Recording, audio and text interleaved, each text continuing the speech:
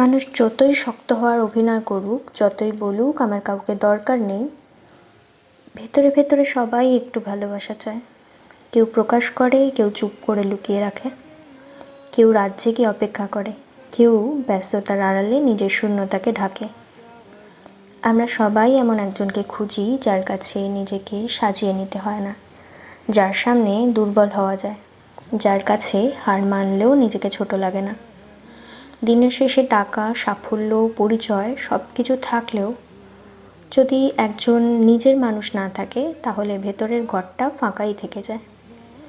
মানুষ আসলে অনেক কিছু চায় না, শুধু একজন মানুষ চায় যে জিজ্ঞাসা করবে, খেয়েছো কিনা, মন খারাপ, আমি আছি, ভয় পেও না।